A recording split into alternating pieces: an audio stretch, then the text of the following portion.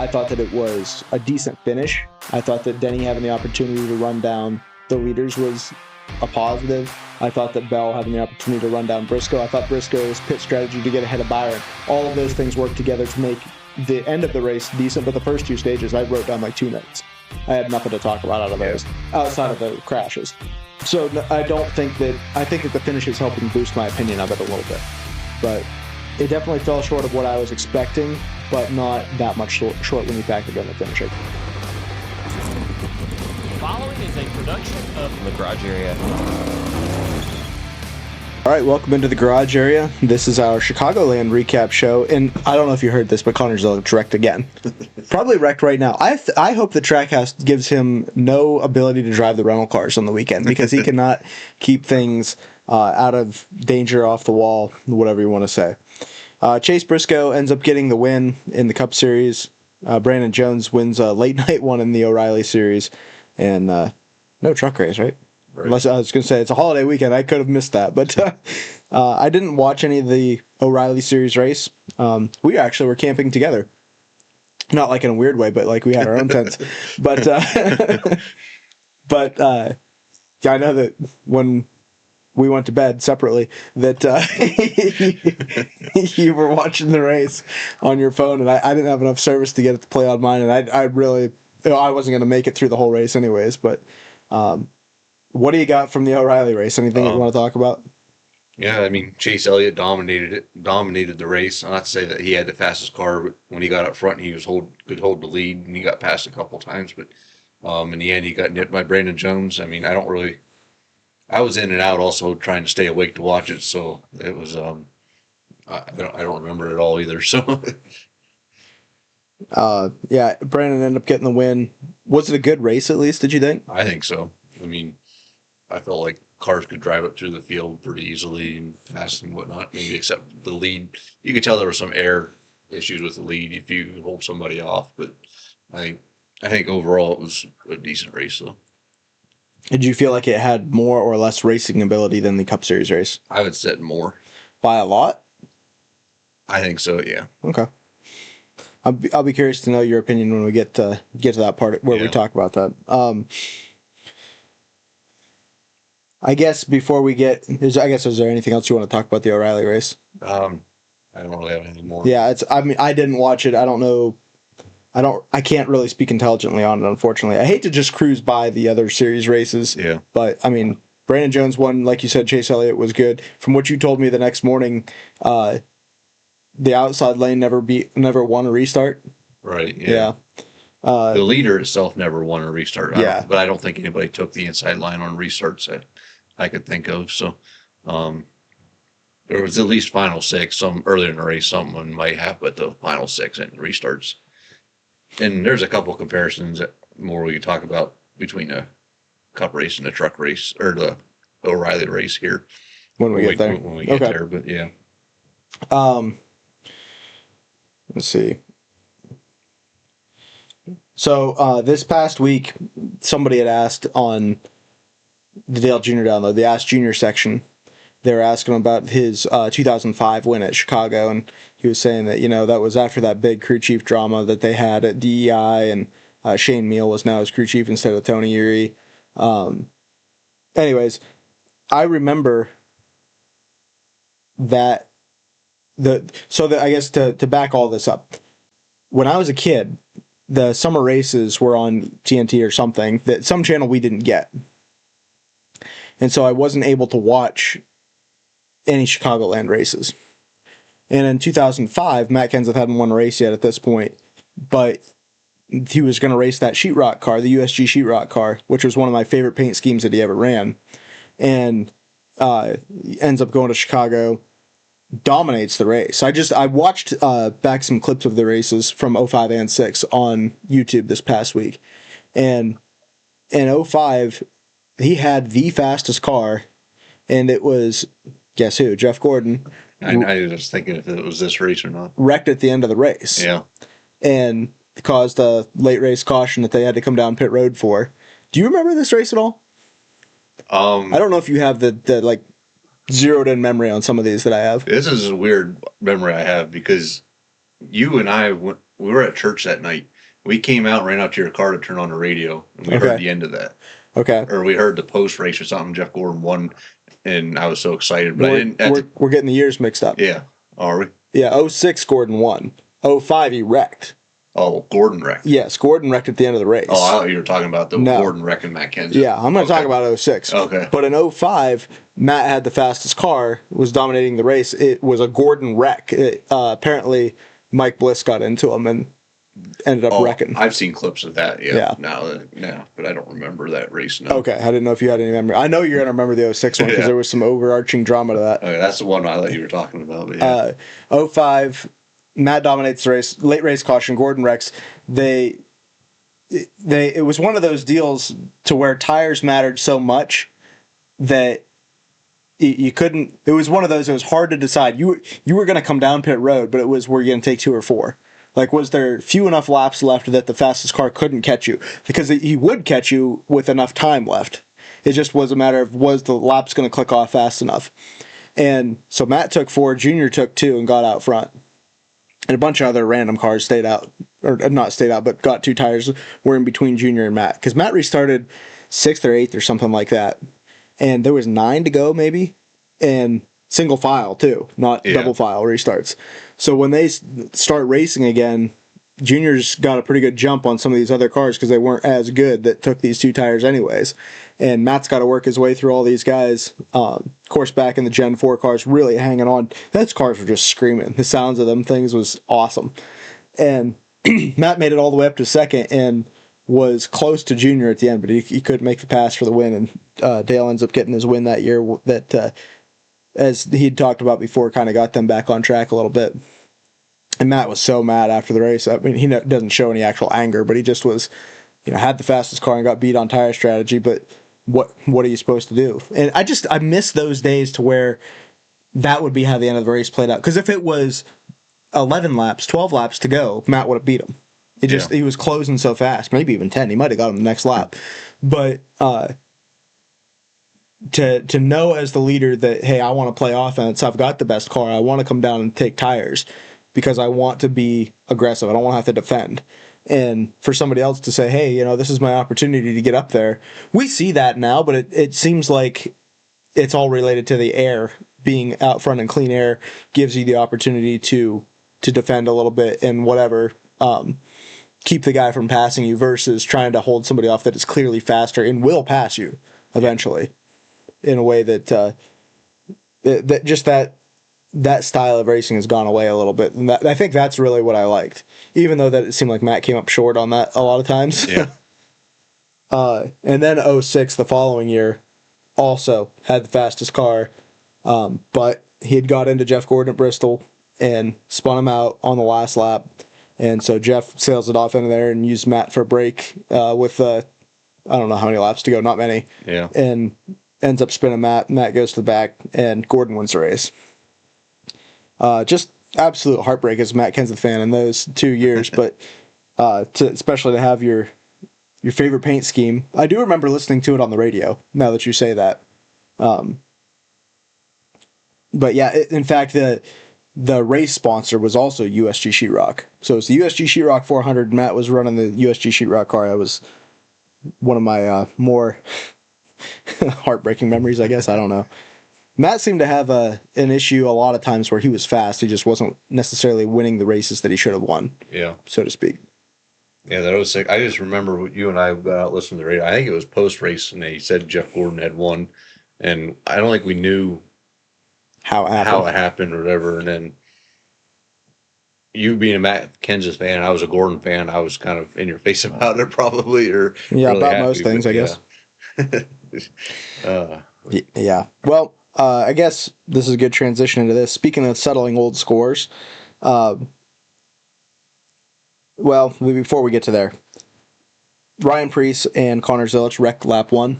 That is kind of now Connor's thing that he does, is just wrecks the car in lap 1. That one wasn't his fault. I agree. I'm not saying that. It's just that's what happens. Yeah. I think Jordan Bianchi pointed this out on the teardown today. 5 of the last 7 races, Zilisch is DNF'd. 4 of them, he'd scored 1 point. That's bad for that team. Yeah. And the worst part for him, like obviously Trackhouse as a whole, as a company, is not doing super hot as far as putting cars on the racetrack or competing week in and week out. Unless you go to a road course, I guess. But Connor needs laps on the track for himself and for his team. Like the reckon lap 1, 2, or 3 is just not.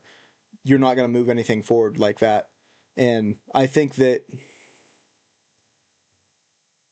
I don't know if this sounds obvious or like I'm being too dramatic, one or the other. I don't feel like there's any middle ground on this. I think this sets his rookie development back quite a bit as far as not getting laps at these tracks. Oh, definitely, yeah. I mean, so you think it's a statement of the obvious. Yeah. Like, I guess I could see, excuse me, I could see Zilich being one of those guys that this was a struggle year. Okay, whatever. We've been to all these tracks. I know how it operates in the Cup Series now. And then next year, if Trackhouse had good cars, I could see him being a chase car.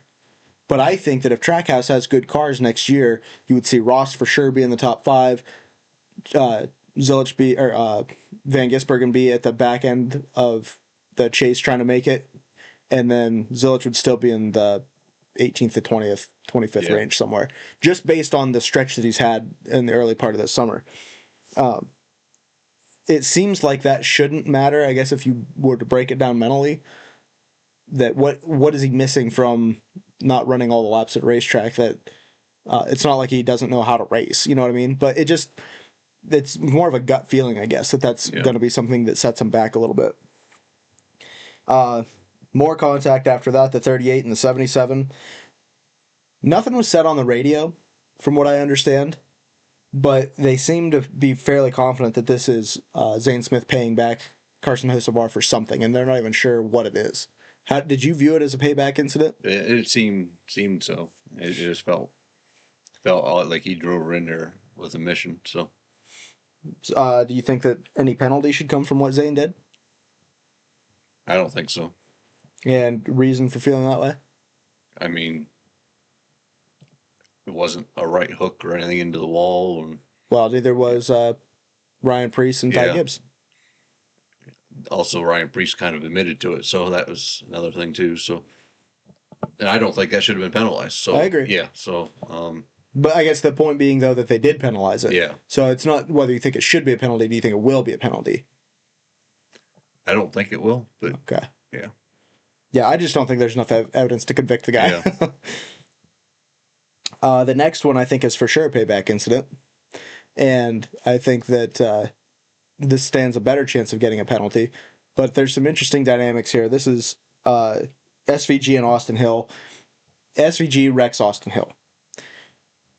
From what I saw on Twitter from Bozy today, he showed SVG running Hill down, running the top line. And when he got to Hill, obviously Hill's got the line and the air, so he goes to the bottom. And when he goes to the bottom, Hill also goes to the bottom. And I don't know if it was in Shane's mind, hey, I'm going to race you, going to try to pass you on the bottom if you're going to take the high side. And then when he saw that Hill was coming down there to block him, if he just said, okay, this is my opportunity, I'm moving you, and whatever happens to you, I don't care. I don't know if that was his mentality or if the whole time he was running him down, he thought that he was going to wreck him. Yeah. I'm not sure where he landed on that. But he ends up backing Austin Hill into the wall, and I didn't see this till today. Maybe you have.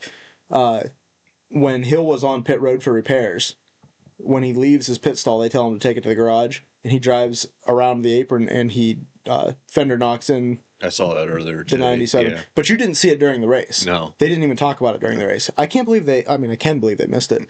But I can't believe we didn't get a little word on that, because everybody was kind of questioning, was that payback? Seems like it was payback. But I think it definitely was. And then Austin Hill obviously viewed it as intentional because he ran into Shane's car. Yeah. What I don't know is the incident that Shane would have been upset enough about from the wreck, because Richard Childress came on and blamed it on California. Whether Shane's that mad Hill messed up and took out his car, because it wasn't like Shane was just a bystander in that accident, and it was I guess, an accident. I wouldn't say it was enough to deserve payback from. So unless something else happened somewhere else, I don't know. Or Well, there's several things here that one came to my mind immediately, and the other one they brought up on the teardown. One, Sonoma from last year, or was it 2 years ago? Maybe it was 2 years ago, when Austin Hill, Shane won the race, and he's giving Hill the burnout as he's giving him the bird as he's doing a burnout. So there is some sort of already history there. I mean, it's Austin Hill. Everybody hates the guy. Yeah. I mean, the competitors hate him. The fans hate him.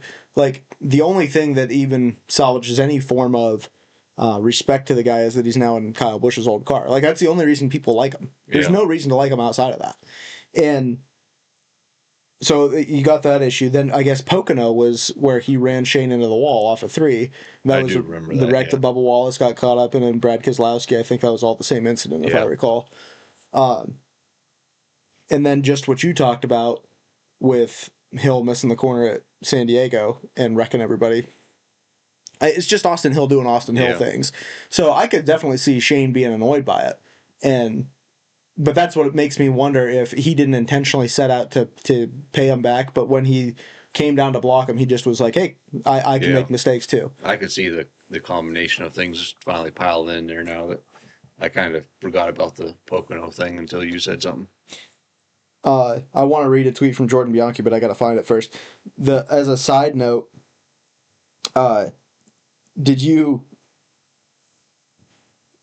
when Richard Childress said California, that's payback for California on the radio. Yeah. I don't know about you, but I just can't help but think Auto Club Speedway when somebody says California. Yeah. I had to think, I'm like, I knew they were at Sonoma. Yeah, it's like Sonoma, and then when I see here San Diego, I just don't think California for some reason. Or maybe just because we only raced there this year or something like that, I had to think hard about it being a naval base and whatnot. Yeah. This was Bianchi's tweet. He said that he went and caught up with Shane after the race. So I don't know if this is directly their conversation or if there was like media people there and somebody else was asking these questions. But it's Bianchi's tweet. I assume he's asking the questions. It says, Shane Van Gisbergen on the incident with Austin Hill. I was shooting for the bottom and trying to get clean air. I was so tight, he just chopped my nose and got in the wall. So sorry about that. Sorry to his guys. They're always nice people, and it happens. Was the contact intentional? No. Will you speak to Austin Hill? I'll talk to him, but he just grunts. So, did you see that tweet? Yeah. It doesn't sound like somebody that's actually sorry to Austin Hill. Yeah. It does sound like that he didn't intend to tear up that race car to the guys that work on the car. Or maybe he just thinks that, hey, if this is who you're going to stick in the car, this is the kind of stuff that's going to happen to him. And I agree with that. This is the one that people were talking about a penalty for, though, because it does seem more intentional. I didn't know if, let's just say you are judging NASCAR. You got to put your biases aside. As far as, I don't know, you definitely don't hate Austin Hill as much as I do, but I know that you're not a fan of him. Yeah. If you have to be an impartial judge of this situation, do you think that this warrants a penalty? Now, again, you're NASCAR. You're not Ryan. Yeah, to me, it's still not enough proof to. I feel like to me, I would see more proof with the Zane incident than I do this incident. How is there more proof there? Because Shane still made the corner when he ran into Hill. Zane Smith drove in so hard he missed the corner also when he wrecked Austin Hill and took himself out of it also. So I feel like Zane drove in harder, more intentional than SVG did. And you could argue if SVG was just mad at the blocking, he moved in there to just try and move him, stick it in the corner and get underneath him. That was really how I looked at it first, was this, he was trying to dive in underneath there, maybe just mistimed it. To me, you could see the argument either way. One of the arguments that has been made in the past out of RCR is that they always seem like they get levied with the penalties, no matter what. Like, if there is a penalty to be had, like if it's up for debate, RCR is getting penalized. Yeah. Do you agree with that? It seems like they're always coming out behind on penalties, and I would say the same for RFK. Yeah, they're the ones that was considering the drivers they have and the kind of how they run their operation. They put themselves in those positions more than other teams would. Sure, but like Hendrick Motorsports gets caught cheating and they drop the points penalty. You know what I'm saying? I guess my point being, if you heard that Hendrick Motorsports was appealing a penalty, you would say, I feel confident that there's a good chance that the penalty could get reduced. I mean, I would feel that way. Yeah. If JGR was, I would feel the same way. But if RCR said they were appealing this penalty, it'd be like, hey, it got no shot at getting that overturned. Do you feel that way or not? The only penalty I'm thinking of right now is when Austin Hill took out Logano and Hamlin at Richmond, but I could feel that sentiment or whatever. Sentiment, yeah. But like, and look, it was obvious, but when Austin Hill right hooked Eric Almirola, Yeah. like it's you're right. I mean, there are incidents that are blatant, but it just feels like no matter what, when RCR feels like they have a leg to stand on, it's just not going to happen. They will not get a reduced penalty. Yeah.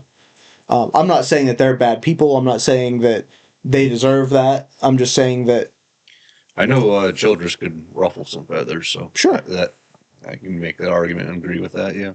But I guess the thing being, I don't think there's going to be a penalty against SVG for this.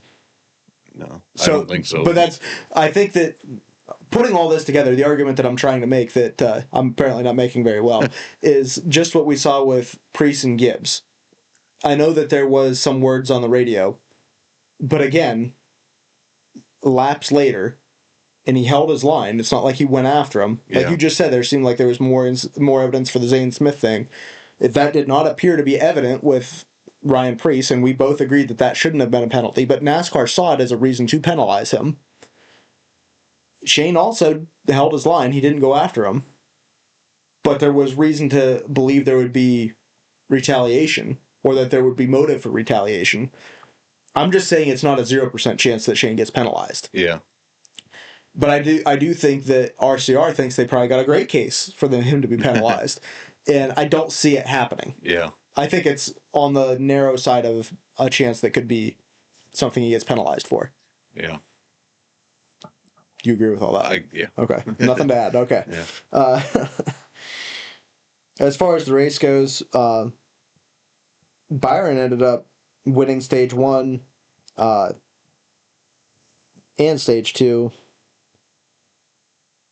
Tyler Reddick had problems, ended up 36th again. I don't know exactly. Was it an oil cooler hose they said was the issue? No, it was the latch that holds the flap on the diffuser. Okay. One of that fell out of somebody's car and went through a radiator. Ugh, that's brutal. Reddick just has some real bad luck lately. Yeah. Would you rather, I guess if you were Tyler Reddick, would you look at this as, I can't believe that I had such a great start to the year and now I'm experiencing all this bad luck? Or would you say, I'm very grateful that I had a great start to the year because I'm now having all this bad luck? I'd probably be in the middle of the two, but I'd definitely probably be more upset about the bad luck in the moment than probably. Sure. Yeah. I don't feel like, I feel like for Reddick, they did capitalize very well on their opportunities at the beginning of the year and even lucked into some. Like, I feel like the first Atlanta race, he kind of lucked into that win. Yeah. And I think that you have to obviously take those moments, but then I don't think you can be super upset when the bad things happen to you now. I mean, he's had a lot of them strung together in a row here, but sometimes that just ends up taking place. Chris Buescher, where did he end up in this race? Because he was running well. Last I seen, he was like Finished 19th. Yeah, 15th to 20 somewhere. He was running well and had a loose wheel on pit road under green flag stops. Didn't make it out of pit road. He just ended up having to back up, but killer for his run there. Byron ended up finishing fourth after winning those stages, and that was largely just because of green flag pit strategy. And Briscoe ends up taking the lead by pitting 1 lap sooner. Yeah. And it was able to hold on to the lead from there. It seemed like Denny Hamlin had the fastest car at the end of the race with that long run, and he was running them down pretty quick and just ended up getting on the wall trying to pursue. I'm really interested to listen to Denny's podcast and see what he has to say about that. But I felt like there was enough laps left, and at that speed he was coming, he was going to make it a race. But once he hit the wall, he kind of had a setback there. Yeah. And then Chase Briscoe ends up getting the win. Bell looked like he was also going to have an opportunity to pass him and just couldn't quite get there in time. Briscoe, who's also in the good race pole game or competition with the guys on the teardown, immediately asked the crowd if he thought that was a good race. I think he was trying to get a little bit of a pulse for the guests. Christopher Bell, a really impressive run there with the recovery from the broken wrist, but still awfully hard on himself, saying that he's just a second place driver. That's where he always ends up. And I mean, are you guys related in some way? Because that seems like your kind of negativity you'd like to bring to situations. But Yeah. Toyota won 12 of the last 19 races. They've won 5 of the last 6. And 5 different drivers have won races. Can you tell me who those 5 are? 5 different drivers have won. For Toyota. Oh, for Toyota this year? Yeah. Oh, Denny Hamlin. Yep. Tyler Reddick. Yep. Corey Heim. Yep. Chase Briscoe. And Ty Gibbs. Yeah, that's pretty good. I thought I was going to slip the Corey Heim one by you. Because I'm thinking 5 different drivers. But Bell isn't on that list. Yeah. That's the problem. For him, at least. And for JGR and Toyota to be running this well and him to not have had a victory yet, I think is probably wearing on him pretty good. Because I do think that out of that stack, you could argue that he's probably the second or third best driver out of that group. I was having this conversation with a guy at work today. Where do you think that Briscoe stacks up as far as a quality of racer? Like, do you think that he is in the top 5? Do you think he's somewhere in the top 10? Top 10, definitely. Because my coworker's argument is Briscoe's not even that good. And I'm like, I think he's pretty good. Yeah, I think he's pretty good, yeah. If we comparing how he's starting to warm up this year to last year, it almost reminding me of a Tony Stewart, where he was better in the summer months and on. I feel like he's just now starting to get warmed up. Yeah, that's possible. After all the talk going into the Chicagoland race about how this is a race in the middle of nowhere and this track went off the schedule for a reason and blah, blah, blah, blah, blah, the race was sold out. And they kept saying that, if you want to support this racetrack, you're going to have to sell it out. And, Thursday tickets aren't sold out yet. Well, they ended up being sold out. Yeah. And they did have a good turnout. Do you think that NASCAR should go back to Chicago? Forget about... Yeah. Okay. I didn't even have to preface it. Yeah. I thought you were going to say forget about how the race went or things like that. Well, yeah, I was. I was just saying, do you think do you want to see NASCAR to return to Chicagoland? Yeah, I think that's a great racetrack. I mean, despite the car. That's where I'm at with it. Yeah. Do I think that this was a spectacular race? No. Do I think they should go back? Yes. I think they should go back with a different race car. Yeah. I could say that for the majority of these racetracks. And I really don't know of a racetrack to where they make the car more to what I would want it to be that decreases the racing. I don't know about Atlanta. That might be the one that would be, it might not make the racing as good. Yeah. But other than that, I think all of them, it only improves. Obviously, the 4th of July weekend, things have kind of bounced around as far as what races on that weekend. I mean, you think Memorial Day weekend, Coke 600, and Labor Day weekend, Southern 500.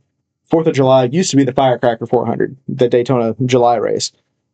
It's kind of moved in recent years as to what track you go to during that week. What do you think would be the most ideal racetrack to go to that weekend? They had this discussion on the teardown as well. Mm-hmm.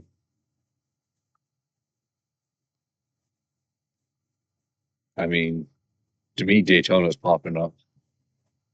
I still like either that or Bristol or like a 4th of July Bristol or something would be kind of neat under the lights.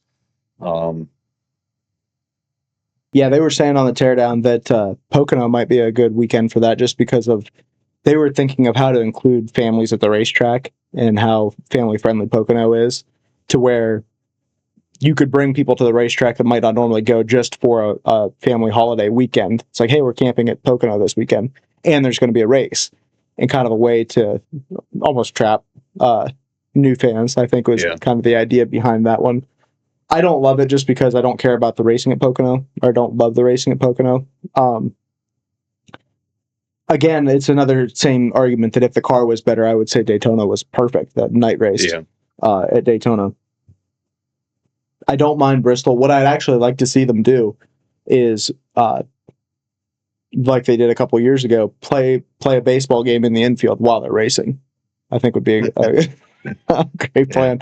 No. Home run. Yeah. Takes out Tyler Reddick. Take out Connor Zillis. Let's be serious. Actually, it would take out. It'd go right through his radiator or something. I don't know. I feel traditionally that probably Daytona is it. I'd like to go back there because they said too that obviously it was moved to give it a random opportunity to make the playoffs under the old point system, and now we're away from that, so it doesn't really need to be off of that weekend. Yeah. You did often have a threat of rain during that, but you kind of always do when you go to Daytona. So I think Daytona will still be interesting for those within 20 points of the cutoff line. Yeah. So that'll be interesting to watch that point. So it still has a little bit of that win and in factor. Yeah, I'm not dismissing that. I do feel like,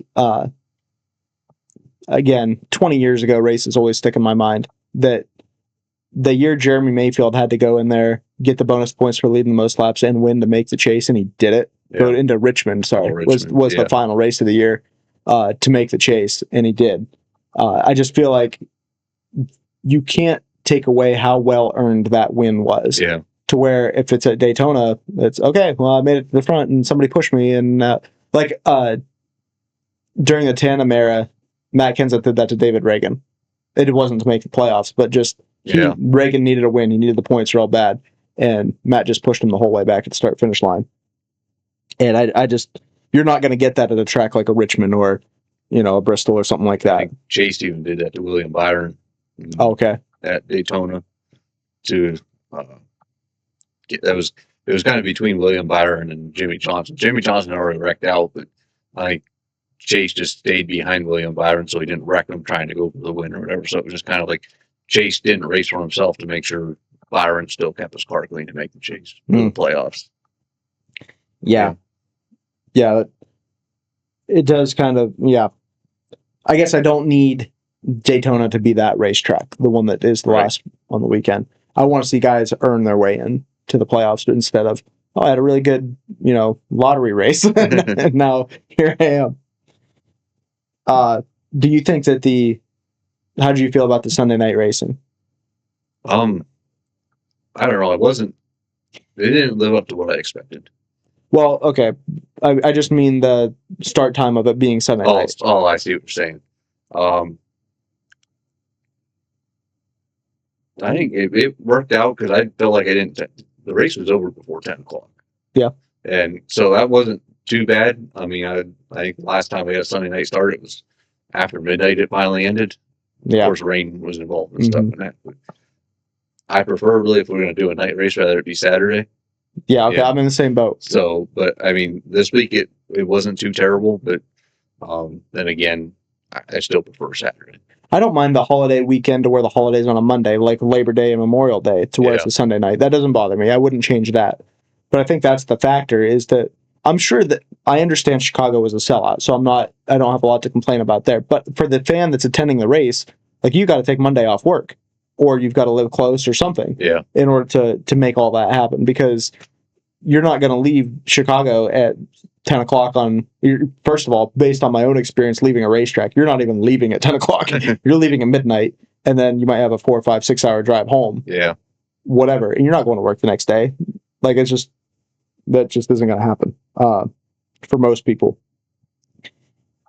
So I guess for that reason, I would prefer that it was going to be a Saturday night race if it's going to be night, unless there's a holiday the next day. Yeah. Like, if the 4th of July fell on Monday this year, I would have no problem with it being a Sunday night race.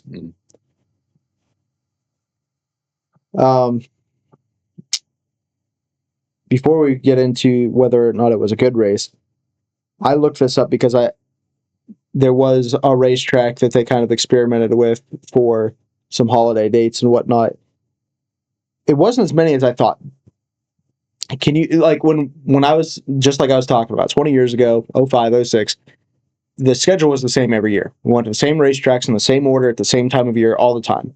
And people got upset with that because Jimmy Johnson was winning so many championships, and well, it's just the schedule. Then beat them. Like, it's the same for everybody. Can you tell me, there's 4 racetracks that have been, hang on, they've been, since they started to shake up the schedule a little bit, which I would say was, I'm going to go with 2011 here, that they have added and since removed from the schedule. We've added more than these ones, but these were added and then since taken away in just that short amount of time. Can you tell me, in the 15 years or whatever it was, can you tell me what the 4 racetracks were? And one of these, I'd be okay giving, if you don't get this one, I'm not going to blame you. Okay. I'm going to say Road America. Road America, that was the one they experimented with on July 4th weekend. Let's see. It's Kentucky. We're going to count Chicago Street Course. Yep. We're going to count the Roval. No, interestingly, the Roval's not on here, which it kind of surprises me because of this other track is. Okay. I thought I had this beat. One other track. The Clash, the one at the LA Coliseum. Is that one count? No, it's not. This is only points paying races. Okay. I can say, because then I can say, well, I guess Bowman Gray's not officially out yet, but the Daytona road course. No, wasn't a points paying race either. They ran a points paying race there. Did they? The Daytona road course? They ran 2 of them. One in 2020 because of the COVID. Chase Elliott won, and then I think Christopher Bell won the next year. And they also had Kyle Busch won a Clash there. Okay, the Clash is the only thing I was remembering. They ran 2 points races on the Daytona road course. Okay. So. Well, that's not on this list either. I asked ChatGPT what my question was. You know, the schedule is basically the same. Can you tell me what tracks were added and since removed from the Cup Series schedule since 2006?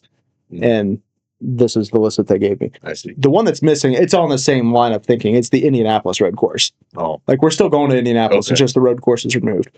I forgot about the Daytona being the points paying races because I did think about the Roval. Yeah. And it didn't list it. And I was like, well, it's the same racetrack. It's just a different. So there are other tracks that have been added and are still on the schedule. I'm going to say -1. I think ChatGPT got it wrong here.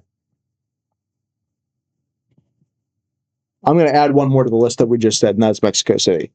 Oh, But I mean, it was a one-off more than anything. So, okay, so there's 3 tracks that have been added to the schedule since then that are still on it. Can you tell me what those 3 are? I was thinking about Gateway. Yep.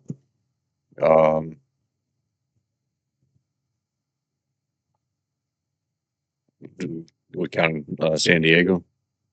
No. Okay. We've been here multiple times. Okay. And let me just say that there's going to be 4 of these because there's another one that is added as well here. I'll explain why it's kind of a funny reason to add this list. But so 4 total, but Coda is 2.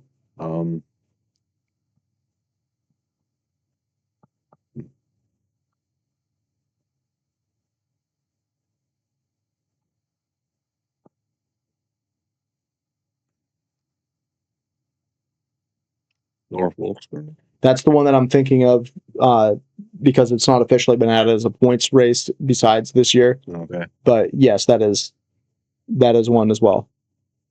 And there's one more.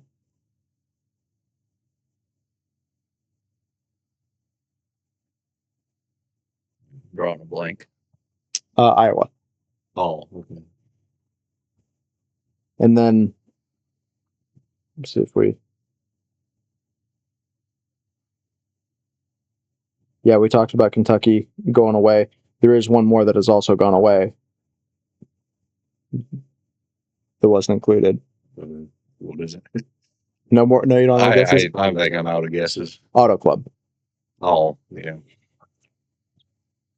So they ChatGPT kind of put together a weird list for me here that I read through this once, but I was at work.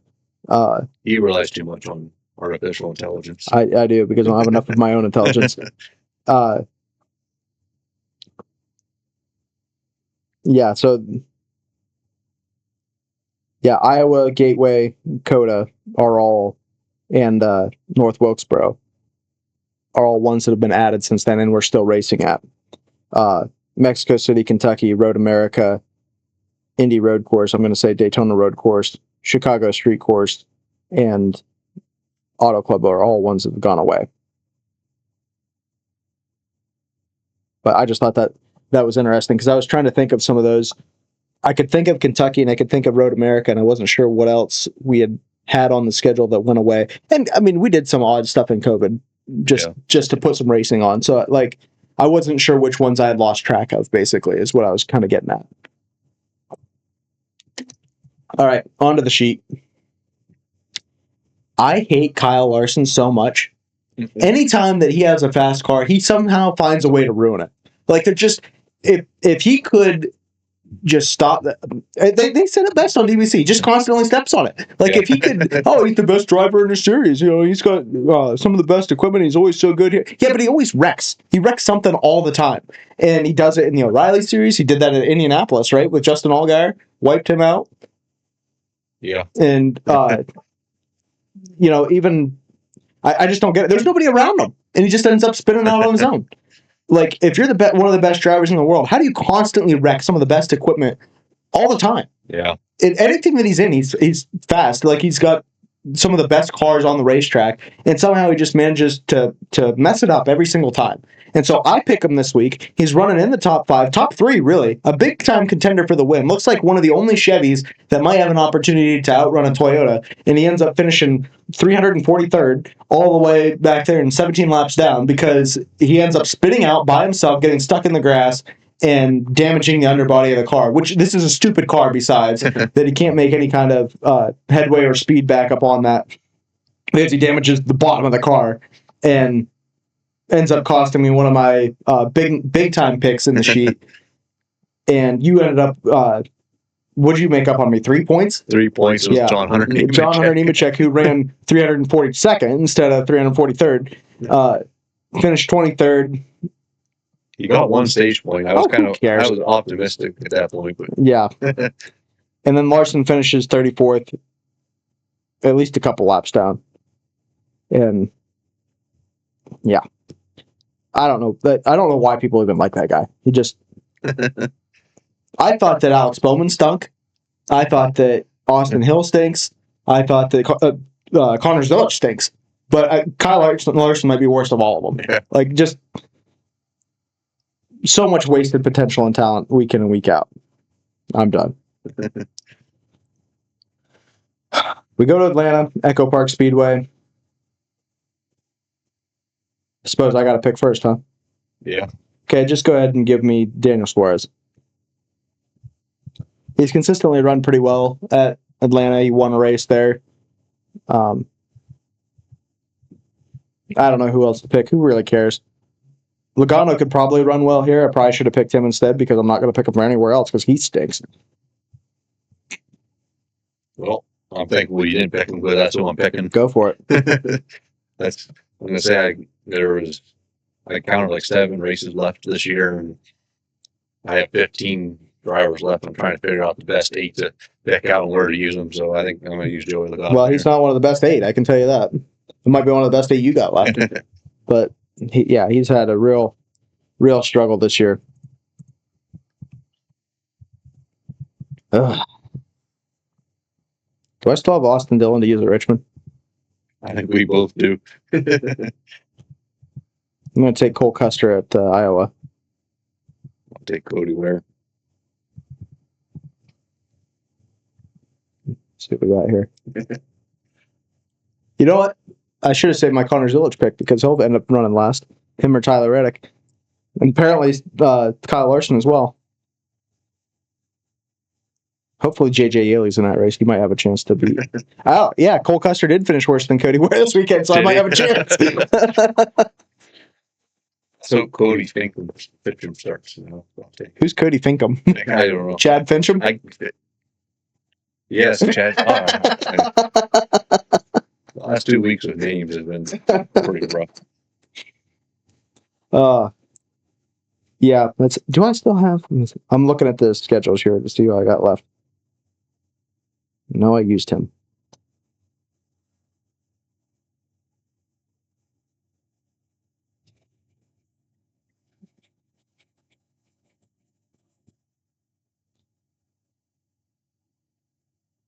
Yeah, next week I'm gonna have to do some serious consideration before I make a pick. Or after, because we got. No, sorry, I'm looking at this wrong. We got Atlanta, North Wilkesboro. Have you used Christopher Bell? Yes. Okay, that's who I'm taking for North Wilkesboro. Indianapolis, I'm undecided there. Iowa, I'm taking Cole Custer. Richmond, Austin Dillon, and then New Hampshire and Daytona. I don't know. That's at least where my head's at right now. For the actual chase, I don't know that we've physically talked about this yet. I just wanted to make sure that we're on the same page. We know that we're going to unlock the drivers again, like the ones that we've used and crossed off the list. We're going to reopen them all back up for the chase.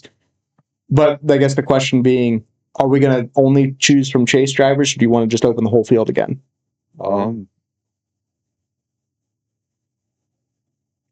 I feel like we will probably only choose from chase drivers anyway, so I don't know if it really matters either way.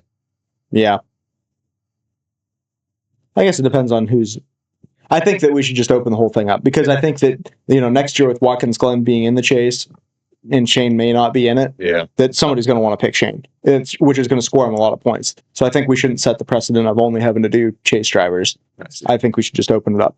Okay. The other thing is, my understanding would be that only the drivers would reset. Like, we're not awarding a bonus for whoever wins the regular season. Right. The gap would stay the same. It's just that now all your tools are at your disposal again. Yeah, we have a full year point system, just the drivers we use. Okay, you're good with that? Yeah. Okay, I just wanted to make sure we're on the same page.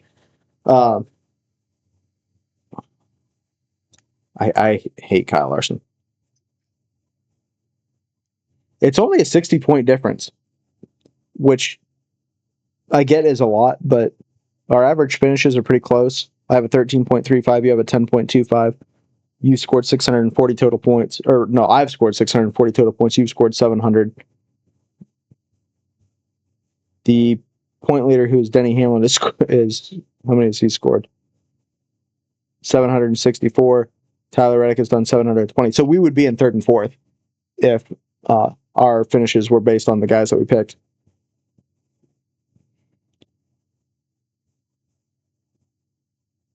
So yeah, that pretty much takes care of our picks for this week. What about the rating of the race? Where would you end up putting that for Chicagoland? Didn't quite live up to the expectations I had for it.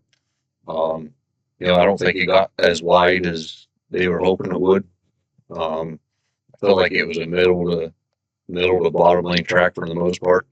Like at the very end, I think Danny was running pretty high, making up time, but I still thought it was a decent race. The ending came a little bit dramatic until Bell lost his front end because Chase air blocked him and stuff. So just that air issue and stuff it's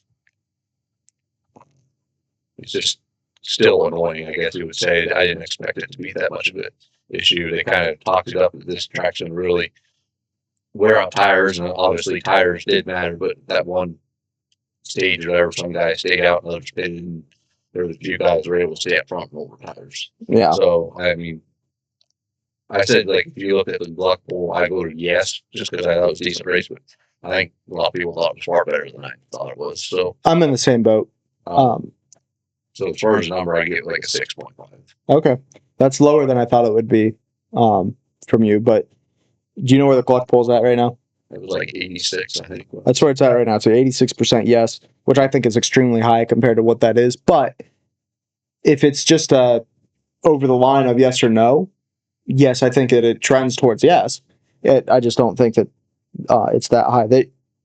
Jeff had said too that there was only one 90% race so far this year, and number 2 race was like 89%.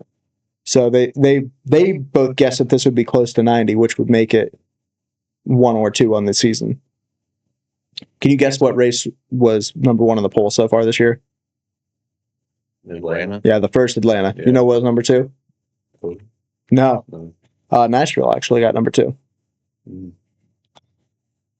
But I guess I would say that based on everything, it did fall short in the tire wear category.